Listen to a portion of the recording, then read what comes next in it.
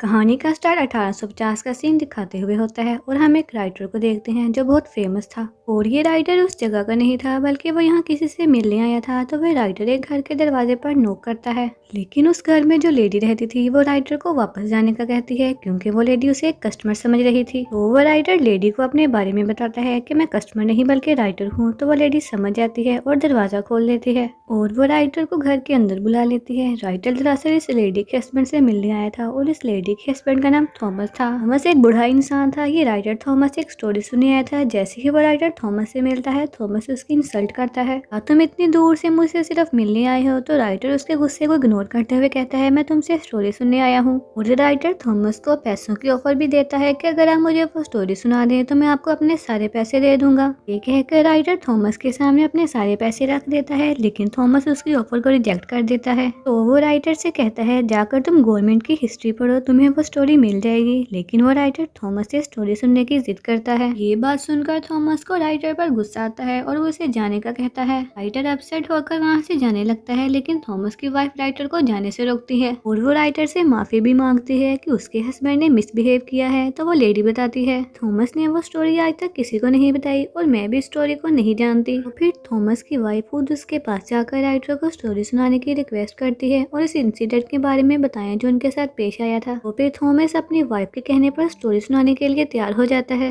ये बात ये थी कि थॉमस काफी गरीब था और उसे पैसों की जरूरत थी। थॉमस राइटर को अपने पास बुलाता है और कहता है, मैं सिर्फ उतनी स्टोरी सुनाऊंगा जितनी तुम बर्दाश्त कर सकोगे, क्योंकि ये काफी दुखी स्टोरी थी। थॉमस बताता है कि उस इंसिडेंट से मेरी पूरी लाइफ बदल गई। अब थॉमस अपनी कहानी सुनाना स्टार्ट कर देता है। साल 1820 की बात है, जब समंदर में व्हेल का शिकार किया जाता था। क्योंकि व्हेल का ऑयल काफी महंगा था, जिसकी वजह से उसे शिकार किया जाता था। काफी लोग व्हेल के ऑयल का बिजनेस करते थे और ये कोई नॉर्मल बात नहीं थी। इन लोगों को व्हेल का शिकार करने और ऑयल निकालने का काफी क्रेज था। वो लोग इस बात पर बेट बिल कर रहे थे कि जितने भी शिप समंदर में जा रहे हैं, इनमें से कौन सा शिप सबसे ज्यादा ऑयल लेकर आएगा। वहीं पर हमें एक आदमी दिखाया जाता है जिसका नाम ओविन था। ओविन एक कंपनी में काम करता था और ओविन शादीशुदा था और वो अपनी लाइफ में बहुत खुश था। ओविन जिस कंपनी के लिए काम करता था वो भी व्हेल का शिकार करती थी, क्योंकि ये कंपनी में ऑयल बिजनेस करती थी। ओविन कंपनी के हेड से मिलता है तो वो बताता है, इस दफा हम व्हेल का शिकार करने के लिए अपना एक्सपेंसिव शिप बेचने वाले हैं। तो वो लोग ओविन को इस जहाज का ऑफिसर बना देते हैं। ये बात सुनकर ओविन कंफ्यूज हो जाता है, क्योंकि इन लोगों ने प्रॉमिस किया था अगली दफा शिप का कैप्टन इसे बनाएंगे, लेकिन लोगों ने अपना वादा पूरा नहीं किया कि वो शिप का कैप्टन किसी और को बना रहे थे और जिसको वो कैप्टन बनाना चाहते थे उसका नाम जॉर्ज था। जॉर्ज कंपनी के एक ओनर का बेटा था। इस बार कंपनी के हेड ओवन से प्रॉमिस करते हैं अगली दफा शिप का हेड तुम्हें बनाया जाएगा, क्योंकि ओविन एक काबिल इंसान था, इसलिए इसकी सैलरी बढ़ा दी जाती है। इसी वजह से ओविन इन लोगों की बात मान लेता है। तो ओविन इनके सामने कुछ पेपर रखता है जिस पर वो लिखने का कहता है, अगली दफा तुम मुझे कैप्टन बनाओगे। फिर हम ओविन को सफर पर जाने के लिए तैयारी करते हुए देखते हैं, लेकिन ओविन की वाइफ उसके जाने से खुश नहीं थी। तो वो ओविन से कहती है कि तुम वादा करो जल्दी वापस आओगे। तो ओविन की वाइफ उसे अपना लाकड़ उतार कर देती है ताकि ओविन को इसका वादा याद रहे। इसके बाद हमें जॉर्ज दिखाया जाता है जो शिप का कैप्टन था। वहीं पर जॉर्ज का फादर भी था। तो जॉर्ज का फादर उसे बेस्ट ऑफ लक कहता है। सब लोग जिन्होंने शिकार पर जाना था वो एक जगह इकट्ठे हो गए थे और इन लोगों को भेजने के लिए सिटी के काफी लोग भी आए थे। वहीं पर हमें एक यंग लड़का दिखाया जाता है जिसका नाम थॉमस है और ये वही थॉमस है जो राइटर को स्टोरी सुना रहा है। और अब वो बूढ़ा हो चुका है। थॉमस शिकार करने के लिए पहली दफा समंदर में जा रहा था। इसी शिप पर ओविन का बचपन का एक दोस्त भी था और बाकी दोस्त भी थे। इसके बाद जॉर्ज और ओविन मिलते हैं और यही से इन दोनों के दरमियान झगड़ा स्टार्ट हो जाता है, क्योंकि जॉर्ज कैप्टन होने की वजह से प्राउड हो गया था।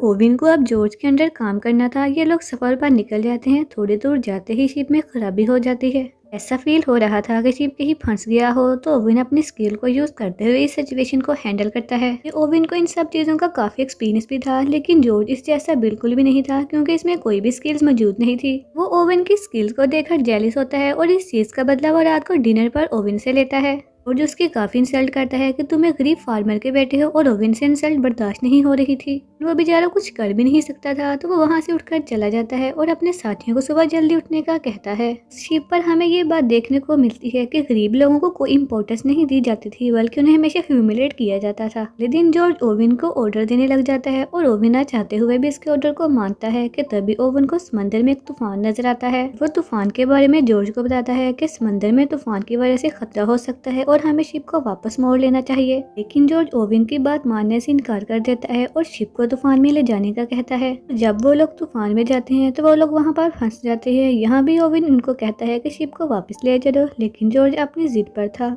और वो शिप को और ज्यादा तूफान में ले जाता है। ऐसा करने से उनको काफी खतरा हो सकता था, लेकिन किसी तरह करके वो तूफान से बाहर आ जाते हैं। के बाद जॉर्ज ओवेन को सबके सामने माफी मांगने का कहता है और हम शिप को दोबारा आइलैंड पर वापस लेकर जाएंगे, यानी कि हम व्हेल का शिकार किए बगैर वापस चले जाएंगे। लेकिन ओवेन जॉर्ज को समझाने की कोशिश करता है कि हम शिकार किए बगैर वापस नहीं जा सकते, क्योंकि ये सब लोगों की जिंदगियों का सवाल है। वो लोग हमारा वेट कर रहे हैं कि हम ऑयल लेकर वापस जाएंगे। यहाँ पर ओवेन जॉर्ज को राजी कर लेता है तो वो वापस जाने की बजाय आगे सफर पर चलते हैं। इसके बाद हमें 3 महीने के बाद का सीन दिखाया जाता है। वो लोग ऐसी जगह पहुंच जाते हैं जहां पर उन्हें बहुत सारी व्हेल मिल जाती हैं, तो वो लोग व्हेल का शिकार करने के लिए अपनी छोटी छोटी बोट्स पर निकल जाते हैं। अभी ओवेन एक व्हेल पर अटैक करता है। व्हेल पहले तो बचने की कोशिश करती है लेकिन मर जाती है। इसके बाद वो लोग व्हेल को शिप तक ले आते हैं और व्हेल का ऑयल निकालने लग जाते हैं। अब लोगों को व्हेल के अंदर भी भेजना था। थॉमस साइज में काफी छोटा था, इसलिए ओवेन व्हेल के अंदर थॉमस को भेजता है और इन्हें शिकार करते हुए काफी दिन गुजर जाते हैं। अब उन्हें कुछ शिकार भी नहीं मिल रहा था और इनके खाने का सामान भी खत्म हो रहा था। वो लोग ज्यादा आगे नहीं गए थे तो वो लोग एक आइलैंड पर रुक जाते हैं। आइलैंड में वो लोग एक कैप्टन से मिलते हैं। वो भी व्हेल का शिकार करने के लिए वहाँ आया था। तो वो कैप्टन इन लोगों को अपने शिकार की आखिरी स्टोरी बताता है। वो बताता है कि हम समंदर के दरमियान में पहुंच गए थे। वहाँ पर उनका सामना समंदर की सबसे बड़ी व्हेल से हुआ और वो व्हेल बहुत ज्यादा लंबी और बड़ी थी।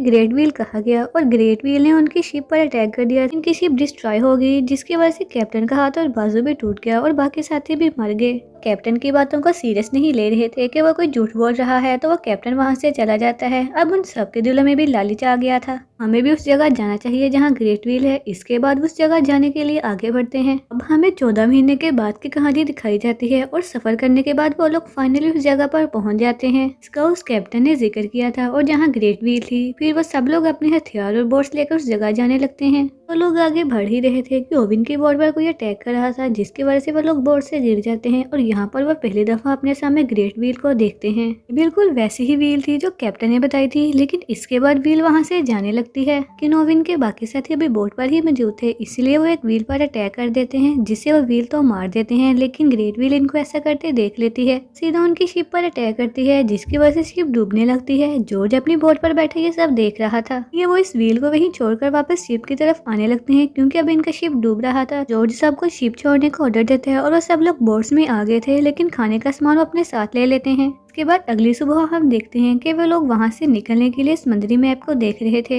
लेकिन अब उन लोगों को वहां से निकलना काफी मुश्किल हो गया था, क्योंकि वो लोग दोबारा समुद्री तूफान में फंस गए थे। इसी तूफान में ओवेन का दोस्त काफी जख्मी हो जाता है और अब आहिस्ता आहिस्ता दिन गुजरने लगे। ओवेन अपने जख्मी दोस्त की हेल्प किया करता था, लेकिन ओवेन के बाकी साथियों को वह बोझ लग रहा था। इसके बाद हमें 1 महीने के बाद की कहानी दिखाई जाती है, जहाँ पर इन लोगों का खाना भी खत्म हो चुका था और इनकी हालत बहुत ज्यादा खराब हो चुकी थी और वो सब लोग बहुत जल्दी मरने वाले थे। लेकिन तभी एक साथी को जमीन नजर आती है, जिससे इन लोगों को थोड़ी सी खुशी मिलती है और वो लोग उस जमीन पर जाने लगते हैं। और वो लोग किनारे तक पहुंचने ही वाले थे कि ओवेन को कुछ फील होता है, और वो कोई और नहीं बल्कि ग्रेट व्हील थी, जो इन सारी बोट से टकरा जाती है, इससे उनकी बोट्स टूट जाती हैं। तब वो लोग लहरों के साथ किनारे तक पहुंच जाते हैं और अब इन लोगों की हालत जानवर से कम नहीं थी, यानी कि इस आइलैंड पर आकर उनको जो भी मिलता वो खा रहे थे ताकि वो जिंदा रह सके। जॉर्ज अपने साथियों को आग जलाने का कहता है कि अगर समंदर में कोई और शिप होगा तो वो इनको देख लेगा और वहाँ से ले जाएगा। वहाँ पर ये लोग रह रहे थे, वो एक खाली आइलैंड था, वहाँ पर कोई भी नहीं था। फिर एक दिन खाने की तलाश में इन लोगों को एक केव नजर आती है, जिसके अंदर बहुत सारे लोगों के स्केलेटन थे। इसका ये मतलब था कि इस आइलैंड पर और भी बहुत से लोग फंस चुके हैं, लेकिन इनकी हेल्प करने के लिए कोई भी नहीं आया। और ये देखकर वो लोग सोच रहे थे कोई भी उनकी हेल्प के लिए नहीं आएगा और वो लोग यही मर जाएंगे। इसके बाद वो लोग वहां से निकलने का फैसला करते हैं और अपनी टूटी हुई बोट्स को रिपेयर करते हैं। कुछ लोग तो आइलैंड पर रहने का ही फैसला करते हैं और इन लोगों में ओवेन का दोस्त भी था, लेकिन ओवेन अपने दोस्त से प्रॉमिस करके जाता है कि मैं तुम्हारी मदद करने के लिए जरूर आऊंगा। फिर हमें 48 दिन के बाद की कहानी दिखाई जाती है और इन लोगों का काफी बुरा हाल हो चुका था। खाने के बगैर वो लोग बड़ी मुश्किल से सर्वाइव कर रहे थे। फिर हमें दिखाया जाता है कि उनके एक साथी मर जाता है और एक दोस्त उसकी डेड बॉडी को समंदर में फेंकने ही वाला था, लेकिन वो लोग एक अजीब डिसीजन लेते हैं कि हम डेड बॉडी को फेंकेंगे नहीं बल्कि इसको खाएंगे, क्योंकि हमारे पास खाना बिल्कुल खत्म हो चुका है। इनके लिए डेड बॉडी को खाना काफी मुश्किल था, लेकिन इसके अलावा इनके पास कोई ऑप्शन भी नहीं था। सब लोग इस बात को सुनकर अपसेट हो जाते हैं, लेकिन उन्हें जिंदा रहने के लिए कुछ तो करना होगा, क्योंकि वो ऐसी सिचुएशन में थे जहाँ वो बिल्कुल बेबस हो गए थे। वो अपने दोस्त की डेड बॉडी को खा लेते हैं। स्टोरी दोबारा थॉमस और राइटर पर आ जाती है, जहाँ पर थॉमस काफी दुखी था कि उन्हें अपने ही साथी के डेड बॉडी को खाना पड़ा। लेकिन तभी ओवेन की वाइफ भी वहाँ रोती हुई आ जाती है और वो अपने हस्बैंड की कहानी सुनकर बहुत दुखी होती है। वो थॉमस को आगे की स्टोरी सुनाने का कहती है। इस इंसिडेंट के बाद हमें 1 महीने के बाद का सीन दिखाया जाता है और ये लोग अभी तक समंदर में फंसे हुए थे।